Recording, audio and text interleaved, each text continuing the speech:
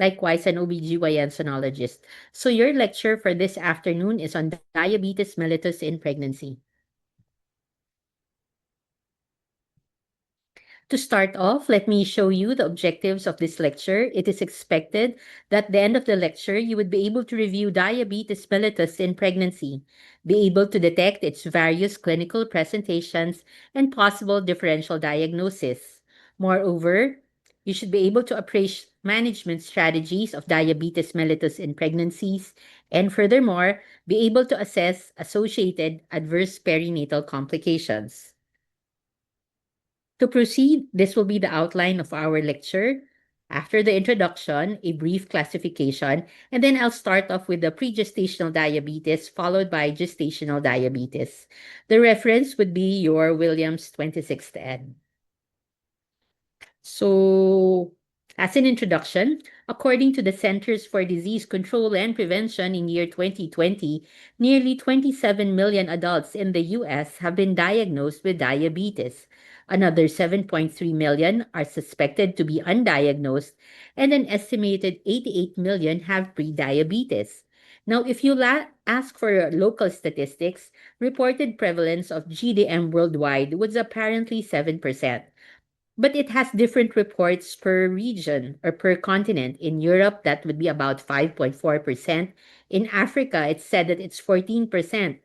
In Asia, there's a wide range of prevalence between 0.7 to up to as high as 51%. In our region, Southeast Asia, the prevalence report is 10.1%.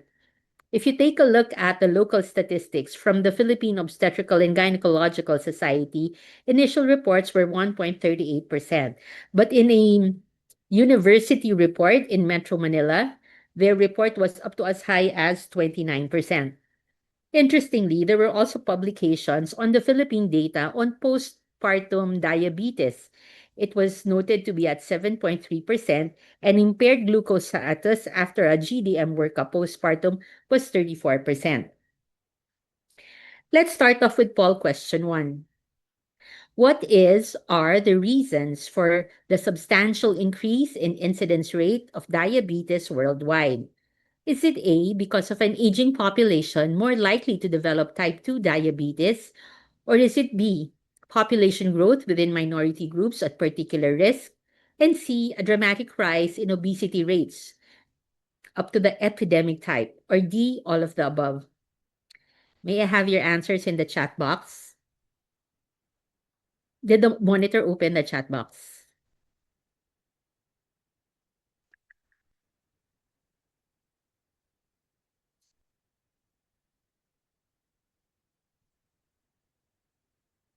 Okay.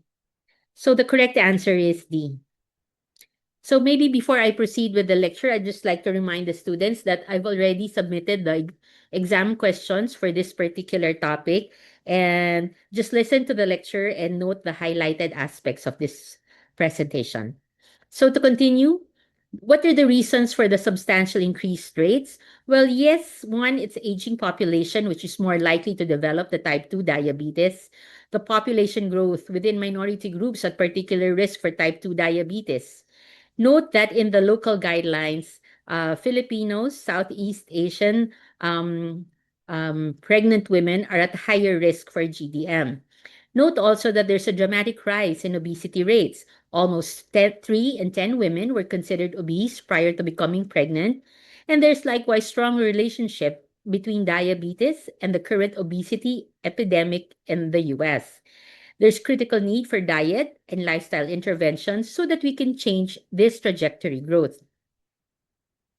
I'd like to introduce you the previous classification of diabetes mellitus according to the American Diabetes Association.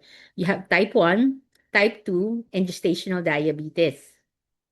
Prior to that, we had the modified White classification, Class A and Class B.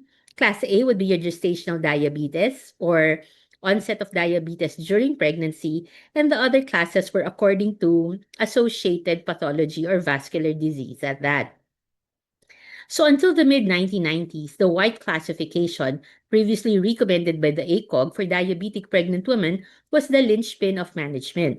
Today, the White classification is useless. but it still provides simple, useful information on pregnancy risk and likewise its prognostication. The ACOG 2019 no longer recommends the white classification, as the current focus is whether diabetes antedates pregnancy or if it were first diagnosed during pregnancy. So this is the proposed classification of diabetes of the American Diabetes Association. One is if diabetes was diagnosed during pregnancy and it is not clearly overt, neither the type 1 or type 2. That is gestational diabetes. And then you have your type 1 diabetes, diabetes resulting from beta cell destruction, usually leading to absolute insulin deficiency. And you have your type 2 diabetes from inadequate insulin secretion in the face of increased insulin resistance. Let's start off with pregestational diabetes. Poll question 2. Which of the following is the diagnosis for women with random plasma sugar of more than 200 with classic signs and symptoms such as polydipsia, polyuria, and unexplained weight loss, those with a fasting glucose of more than 125, or those with a first trimester HbA1c level of more than or equal to 6.5%? Is it A, diabetic ketoacidosis, B, gestational diabetes mellitus, C, impaired glucose tolerance, or D, overt diabetes?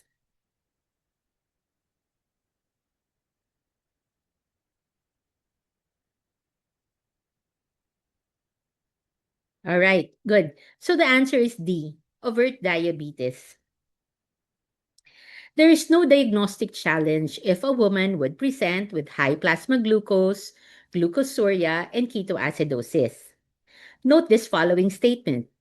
According to the ADA and the WHO, you consider overt diabetes that is first detected in pregnancy if you have a random plasma glucose of more than 200 with classic signs and symptoms such as polydipsia, polyuria, and unexplained weight loss.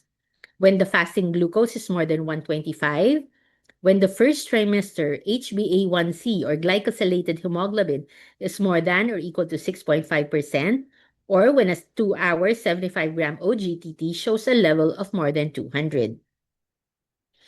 So this table shows you the diagnosis of overt diabetes in pregnancy according to the IAD-PSG consensus panel in 2010. So, diagnosis. Presumed diagnosis of overt diabetes in pregnancy is based on these thresholds, and this should be confirmed postpartum. Now, we have risk factors for impaired carbohydrate metabolism in pregnant women. So, what are these risk factors? You have 1, strong family history of diabetes. 2, when you review history, there's previous delivery of a large newborn, when there's persistent glucosuria in the laboratories, and when there is unexplained fetal losses. What are the harms in pregnancy? Serious complications to the embryo, the fetus, and the mother are directly attributable to diabetes. This may be prevented with improved glycemic control during pre-conceptional care. Note, glycemic control throughout pregnancy and a late pregnancy level of HbA1c less than 6.5% will lead to reduced rates of adverse obstetric and likewise adverse neonatal outcomes. With overt diabetes, adverse outcomes are not simply related to glucose control, but more importantly, because there's also a degree of underlying cardiovascular and sometimes renal disease. Tabulated here are as follows. 1, on your left, you have maternal and perinatal outcomes in women with GDM and overt DM. Maternal would be chronic hypertension, renal disease, gestational hypertension, chorioamnionitis, cesarean birth. For the neonates, you have your RDS or your respiratory distress syndrome, ventilation concerns, NICU admission, macrosomia, and even death. Tabulated on your right would be the selected congenital malformations in pregnancies complicated by overt DM. The most common of which would be cardiovascular concerns, the most common of which would be your AV septal defect. Other concerns would be neural tube defects, where you have your anencephaly, encephalocele, hydrocephaly, cleft palate, esophageal abnormalities, hypospadias, renal and sacral agenesis. What about fetal effects? One would be spontaneous abortion. Up to 25% of overt DM have an early miscarriage. Increased miscarriage rate is associated when your HbA1c is more than 12% or if your preprandial glucose is more than 120. Outcomes are also prone to preterm delivery. Overt DM is an undisputed risk factor for preterm delivery. 20% of women with DM would deliver preterm. More than 60% are indicated preterm births, and this is due to obstetrical or sometimes medical complications. You see, more than 37% of women with diabetes would also have chronic hypertension, and this would usually be the indication for the preterm delivery. These babies are prone to malformations. Incidence is up to 11%. That is double the rate than non-diabetic mothers. They constitute about 50% of perinatal deaths in diabetic pregnancies. Note, cardiovascular malformations account for more than 50% of the anomalies. It is usually attributed to poorly controlled diabetes, both preconceptionally and even early in pregnancy. So, what is the etiology? They say this is secondary to excess production of toxic superoxide radicals, altered cell signaling pathways, upregulation of some genes by hyperglycemia, and activation of programmed cell death. Outcomes are also prone to altered fetal growth. Diminished fetal growth may result from congenital malformation or from substrate deprivation due to advanced maternal vascular disease that complicated the diabetes. Fetal overgrowth, though, is more typical. Maternal hyperglycemia would prompt fetal hyperinsulinemia, which in turn stimulates excessive somatic growth. Note, excessive fat deposition on the shoulders and the trunk will predispose these fetuses to shoulder dystocia or fetal-pelvic disproportion during labor. The incidence of macrosomia rises significantly when mean blood glucose concentrations chronically exist more than 130 milligram per deciliter. For pregestational diabetes, pregnancies would usually have unexplained fetal demise. The risk of fetal demise is 3 times to 4 times higher. They say unexplained because common factors such as obvious placental insufficiency, placental abruption, fetal growth restriction, or oligohydramnios are not usually identified. Typically, these babies would be LGA or large for gestational age. They die before labor. Then the IUFD or the intrauterine fetal demise is usually prone later in the third trimester. This condition is associated with poor glycemic control, advanced diabetes, maternal ketoacidosis, severe preeclampsia with placental insufficiency, and other vascular complications. What is their hypothesis to the unexplained fetal demise? They say that hyperglycemic mediated chronic aberrations in oxygen and fetal metabolite support would be the cause. There's increase for the lactic acid levels, so they are rendered acidotic with decreased umbilical cord pH, also on the acidotic side. They're more prone to hydramnios, or what we call your polyhydramnios. In the third trimester, that's excess amniotic fluid measured in 4-quadrant amniotic fluid index of more than 24 centimeters. It is associated with poor glycemic control. They say it has elevated HbA1c. So what is the hypothesis behind polyhydramnios? Although unproven, it is said that fetal hyperglycemia causes polyuria. A study shows that the amniotic fluid index parallels amniotic fluid glucose in diabetic women. How about neonatal effects? There's risk of unexplained stillbirth, as mentioned earlier. Neonatal morbidity is increased due to immaturity or the preterm delivery that has been prompted by advanced diabetes or by complications of preeclampsia. There's greater risk for NEC or your necrotizing enterocolitis, and likewise late onset sepsis. They're also prone to RDS or your respiratory distress syndrome. Gestational age, rather than the overt diabetes, is likely the most significant factor associated with RDS.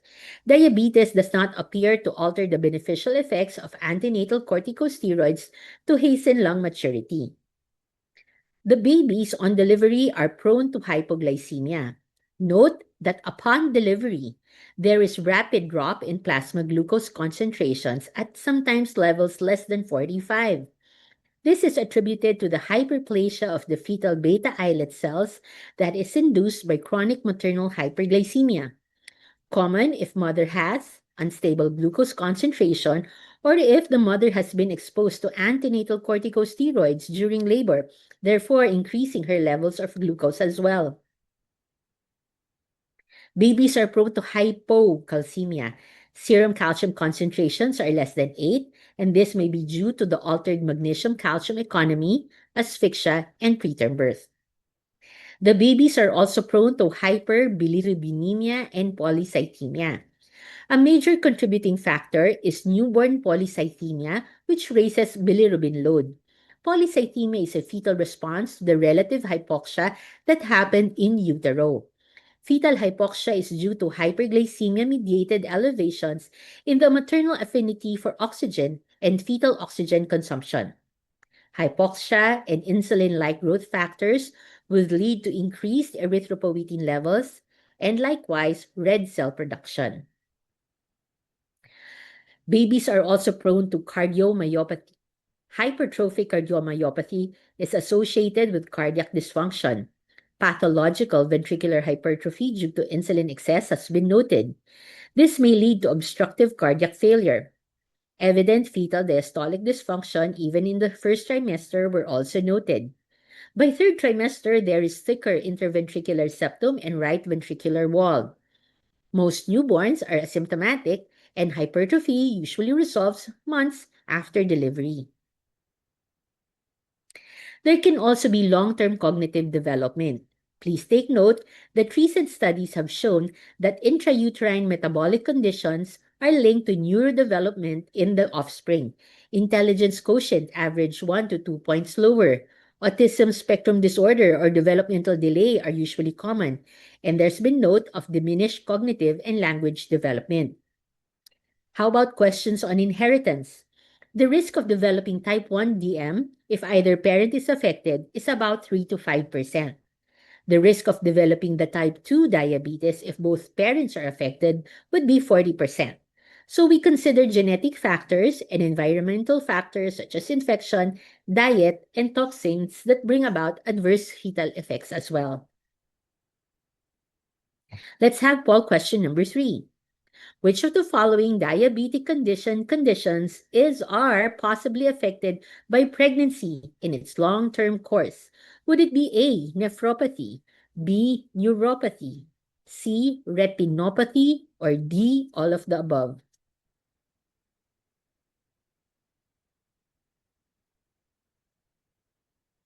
So we have C, C.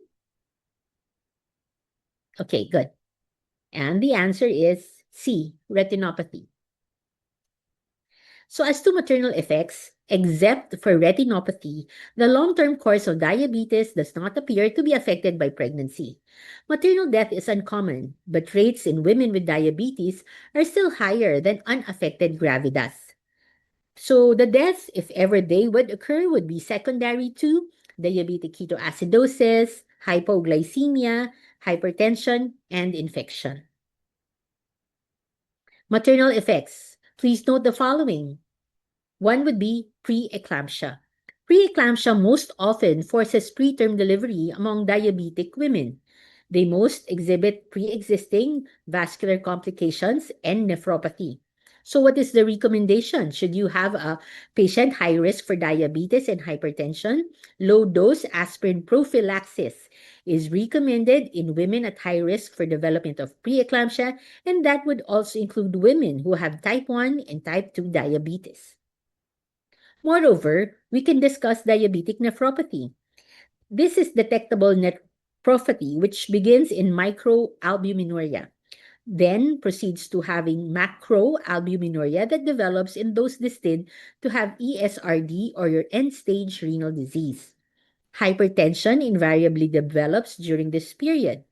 Also, hypertension or substantial proteinuria before or during pregnancy is also a major predictor of progression to renal failure. Diabetic retinopathy. Now, 14% of those with pre-pregnancy retinopathy develop progression of disease. The following have been associated with disease progression: when there's hypertension, higher levels of insulin-like growth factor, higher levels of placental growth factor, when there is macular edema. So what is the recommendation? The recommendation is for pregnant women with overt diabetes should be offered retinal assessment after the first prenatal visit, and then subsequent eye examination will depend on the severity of retinopathy and the level of glucose control. There are also concerns on diabetic neuropathy. It is diabetic gastropathy which causes the nausea and vomiting, nutritional problems, and difficult glucose control. This is associated with high risk of morbidity and poor perinatal outcome. So how do we assess or treat your gastropathy? You can give your metoclopramide or dopamine D2 receptor agonists. These patients are also prone to diabetic ketoacidosis. They may develop with excessive vomiting or your hyperemesis gravidarum when there is an infection, when there is non-compliance with insulin treatment, and when their insulin pump failures. Infection. Rates of many infections are higher in diabetic pregnant women. The most common of these infections would be, such as in the photo on your right, would be Candida vulvovaginitis, bacterial urinary, and likewise respiratory tract infections, and even puerperal pelvic sepsis. Let's give you poll question number 4. In preconception care, which of the following shows optimal glycemic control among diabetic women on insulin? Is it A, glycosylated hemoglobin levels of less than 6.5%, B, preprandial glucose ranging between 70 to 100, C, peak 2-hour postprandial glucose 100 to 120 milligram per deciliter in measurement, or D, all of the above? May have your answers. A, answers are coming in. Most of you answered D. And the correct answer is D, all of the above. So please take note of the following preconceptional care. As to optimal glycemic control before conception, it should be HbA1c levels less than 6.5%. As to optimal glycemic control for those who are put on insulin, preprandial glucose should range between 70 to 100. The peak 2-hour postprandial glucose, which is measured 2 hours after the first bite, should be between 100 to 120, and the mean daily glucose concentration should be less than 110. The recommendations: we treat diabetic complications, retinopathy or nephropathy before pregnancy. And for these patients, we also give your folate, 400 micrograms per day orally in the periconception period and even during the early pregnancy. And this is to decrease the risk of having your NTDs or your neural tube defects. In the first trimester care, we do careful monitoring of glucose control. That is indeed essential. We assess the extent of diabetic complications by checking the 24-hour urine protein excretion, the serum creatinine levels, of course, as mentioned earlier, check the retina, facilitate an echocardiogram, more so if they have chronic hypertension.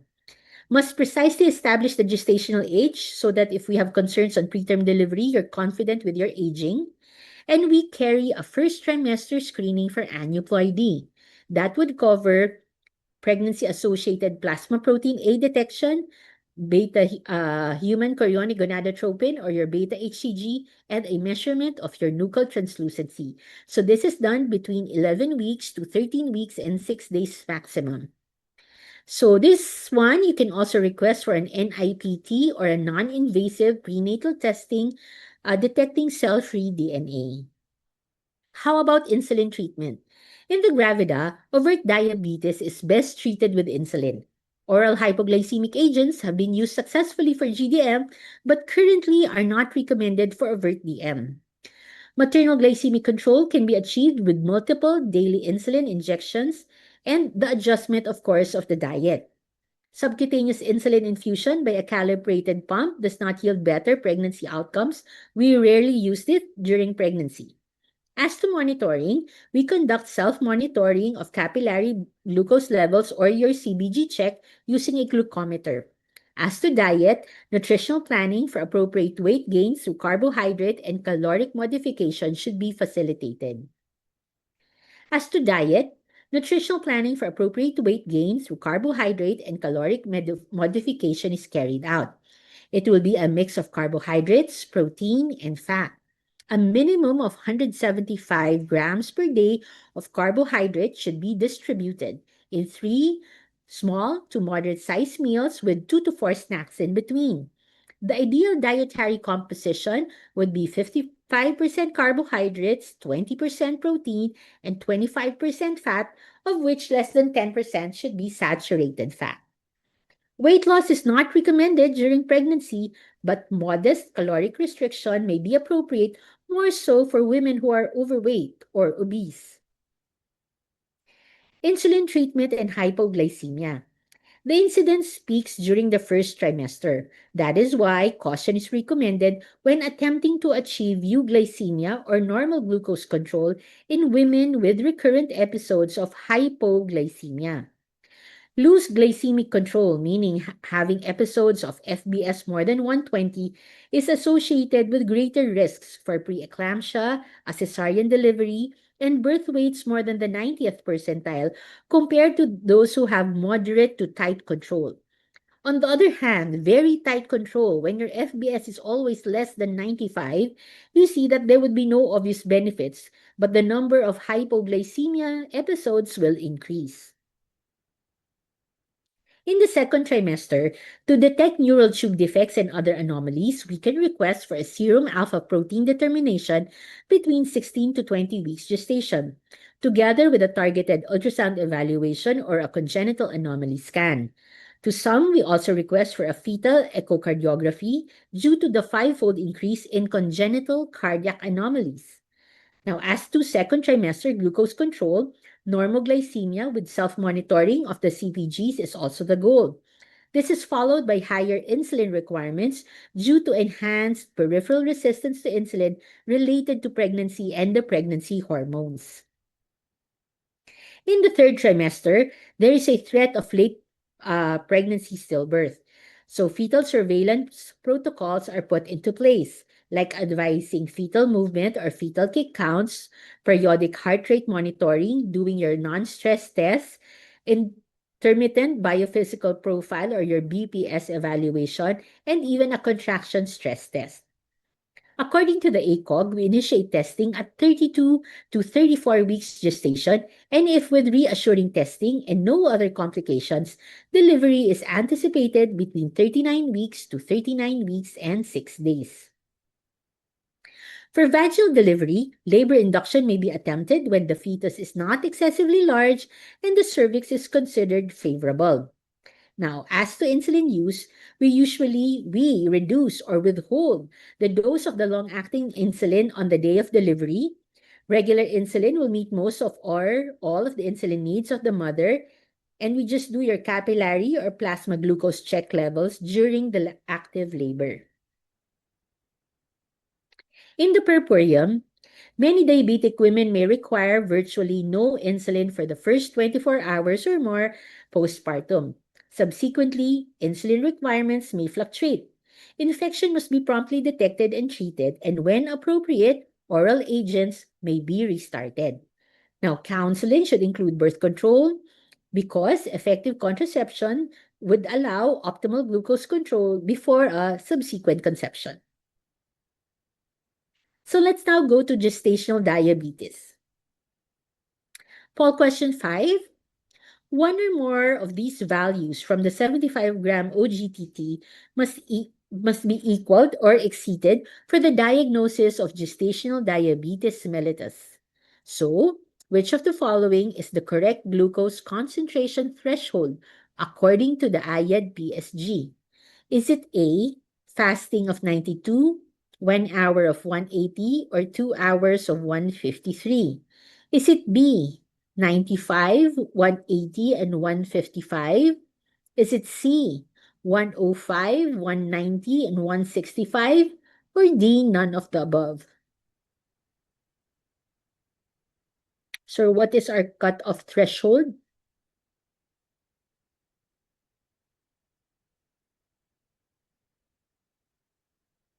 No guesses. We have A,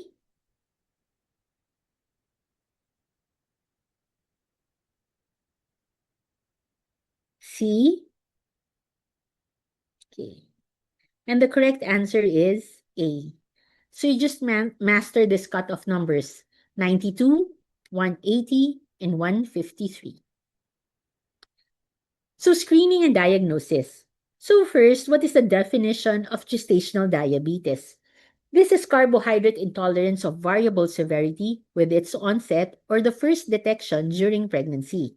It emphasizes the need for enhanced surveillance during pregnancy and, of course, for future testing postpartum.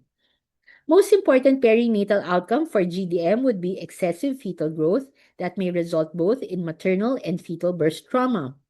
The likelihood of fetal death with appropriately treated GDM is not different from that of the general population. More than 50% of the GDM women would ultimately develop overt DM in the ensuing 20 years. And note the long range complications would include obesity and even diabetes in the offspring. So, I'd like to share with you how it came about, our current guidelines, but in other countries, they practice screening. This is from the IAD. We had several groups. We had the IAD PSG consensus panel, the changes in guidelines, which came off from the HAPO trial. We have the American Diabetes Association, and those group who would advocate a single-step approach or assessing glucose values following a 75 oral glucose challenge test. So changes happened after the HAPO study was published. This was a 7-year international epidemiological study of 23,325 pregnant women covering 15 centers in 9 countries, analyzing the association of various levels of glucose intolerance during the third trimester and the adverse perinatal outcomes. So results showed increasing plasma glucose levels were associated with increasing adverse outcomes. So they reformulated or made a new recommendation for the cutoffs. That would be fasting of 92, 1 hour of 180, and 2 hour cutoff of 153. So when they said screening, the NIH consensus concluded that evidence is insufficient to just adopt a one-step approach. That's why they had a two-step approach, starting off with a 50-gram oral glucose challenge test or your OGCT, and this is just a 1 hour oral glucose test. This is the 5th International Workshop Conference on Diabetes, and they recommended the following screening strategy. They assessed these patients if they were low risk, average risk, or high risk. If low risk, blood testing is not routinely required.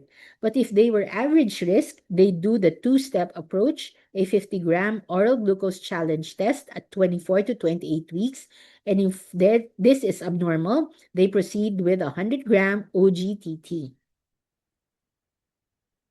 According to the ACOG, they started off with a 50-gram oral glucose challenge test, carried out between 24 to 28 weeks age of gestation. However, there were varied cutoffs. Some would say 130, some would say 135, some would say 140. In the local practice, before we started off with just the one-step screening, we used the 130 cutoff for the 50-gram OGCT. So these were the previous cutoffs used. The most popular, which was recommended initially, was the Carpenter and Custan, a cutoff of 95, 180, and 155, pretty similar to the current recommendations. As to gestational diabetes, we have maternal and fetal effects. Adverse consequences of GDM differ from that of pre-gestational DM. GDM women do not have fetuses with substantially higher rates of anomalies or congenital abnormalities compared to the general population. Similar to women with overt diabetes, though, there is association with higher frequency of hypertension and also cesarean delivery. Women with elevated plasma glucose levels have elevated rates of unexplained stillbirth, similar also to those with overt DM. Let's talk about fetal macrosomia.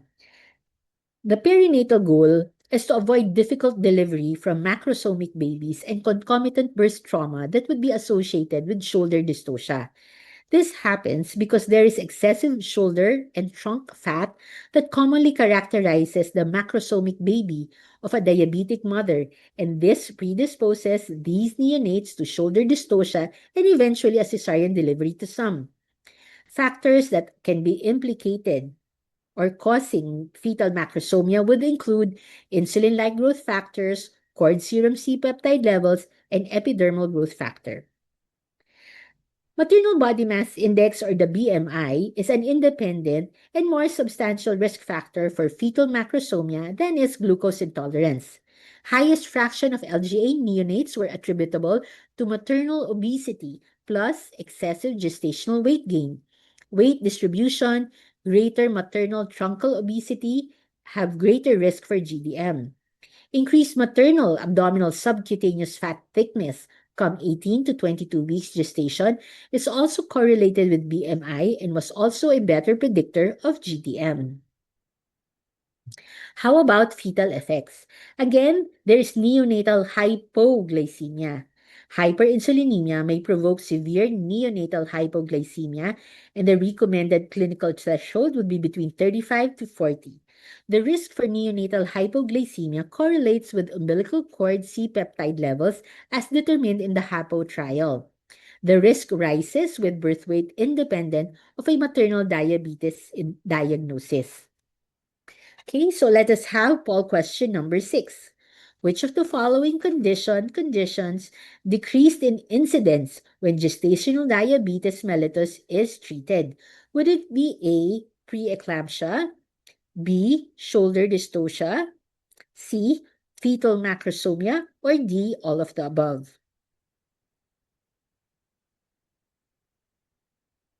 Okay, very good. So the answer would be D, all of the above. So how do we manage GDM? As to pharmacological methods, this would only be recommended should diet modification and lifestyle changes fail. When the fasting blood glucose should be less than 95 and the 2-hour postprandial plasma glucose should be less than 120. Treating GDM resulted in significantly lower incidence of preeclampsia, shoulder dystocia, and fetal macrosomia. As to diet, nutritional instructions generally include carbohydrate-controlled diet sufficient to maintain normal glycemia and avoiding ketoacidosis. Caloric intake of between 30 to 35 kilocalories per kilogram per day. According to ACOG, carbohydrates of 33 to 40%, protein of 20%, and fat of 40%. Exercise. ACOG 2020 recommends regular physical activity that would incorporate aerobic and strength conditioning exercises. Structured exercise programs during pregnancy can reduce the risk of developing GDM. Exercise in women with GDM also lowers glucose level. Note, however, that women who do not exercise prior to pregnancy are not usually prescribed to venture into new and strenuous exercise during the course of pregnancy. How about glucose monitoring? Women using daily blood glucose self-monitoring or the self-check had significantly fewer macrosomic newborns and they gained less weight after the diagnosis. According to the ACOG and the ADA, they recommend the CBG checking 4 times daily. One would be fasting and the other would be either a 1 hour, a 2 hour after meal. So management, let's take a look at insulin treatment. Insulin treatment is the standard therapy when target glucose levels cannot be consistently achieved solely on nutrition and exercise. Note that insulin does not cross the placenta. Tight glycemic control can be achieved. So if it is not achieved, then insulin treatment is recommended. More so when your fasting blood sugar is more than 95, the 1 hour check is more than 140, and the 2 hour check is more than 120. So how do we start insulin? We start it at a dose of zero point 0.7 to 1 unit per kilogram per day, divided in 3 to 4 doses in a day. There's combination of intermediate acting and short acting insulin, and this can be used and adjusted accordingly. We also have your oral hypoglycemic agents. However, insulin is still the preferred first-line agent for persistent hyperglycemia in women with GDM. The ACOG and the ADA, they acknowledge several studies that support the safety and efficacy of either your metformin or glyburide. However, take note that your glyburide crosses the placenta and reaches fetal concentrations that are more than two-thirds that of maternal levels. Glyburide is associated with higher birth weight, more macrosomia, and more frequent neonatal hypoglycemia, with significant rise in NICU admissions and RDS in these babies. On the other hand, metformin reaches fetal serum concentrations just equal to the maternal levels. Metformin is associated with less maternal weight gain, lower birth weight, less macrosomia, and less severe neonatal hypoglycemia. So, for both glyburide and metformin, there is no FDA approval for treatment of GDM as long-term outcomes have not yet been fully studied. But the ACOG recognizes both as reasonable choices as second-line glycemic control, but they recommend full disclosure of the limitations in current safety data. So for those patients who have poor compliance to insulin injections, they cannot do their insulin injections, or there are complications in their insulin injections, then we entertain the use of oral hypoglycemic agents. But before you prescribe your oral hypoglycemic agents, there should be informed consent about outcomes and incomplete safety study data. That's one. And there are also some patients who've been previously started off on metformin, and they are just continued on metformin on determination of diabetes during pregnancy. Now, obstetrical management. GDM women who are diet treated and do not require insulin, early delivery, or other interventions are seldom required. They're managed expectantly. Elective labor induction can be done to prevent shoulder dystocia, but this issue remains controversial. The ACOG recommends that routine labor induction should not occur before 39 weeks. The ACOG acknowledges that you can do prophylactic cesarean delivery when a diabetic woman has an estimated fetal weight of more than 4,500 grams. Take note, the ACOG 2019 recommends either a fasting blood glucose assessment or a 75-gram 2-hour OGTT between 4 to 12 weeks postpartum for the diagnosis of overt diabetes. ADA 2019 recommends testing every 1 to 3 years for women with history of GDM but normal postpartum glucose screening. Women with history of GDM are also at risk for cardiovascular complications associated with dyslipidemia, hypertension, and abdominal obesity. This is what you call your metabolic syndrome. Tabulated here would be the 5th International Workshop Conference. Here, they recommend between 6 to 12 weeks. Postpartum check with a 75-gram OGTT. How about concerns on recurrence? Pooled recurrence rate is 48%. So that's almost double. Additional risk factors for GDM recurrence would be elevated maternal BMI, insulin use, fetal macrosomia, weight gain between pregnancies. So how do we prevent the recurrence? Where there should be lifestyle behavioral changes, weight control, and maybe, of course, recommend exercise between pregnancies. So with that, we've covered both your pre-gestational diabetes and your gestational diabetes mellitus.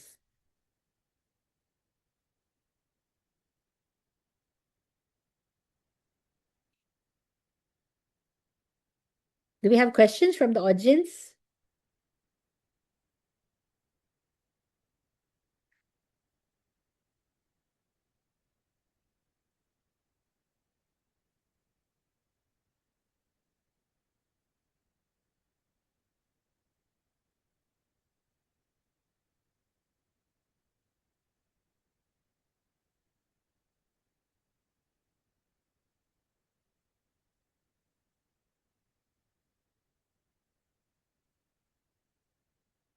Any questions? So I've pretty much outlined what is in the textbook and organized them into series that would be similar your pre-gestational and your gestational diabetes. Time check is 1:45. If you don't have any questions with regards to the lecture, I'll let you go and I wish you luck for the upcoming OB exams. Thank you.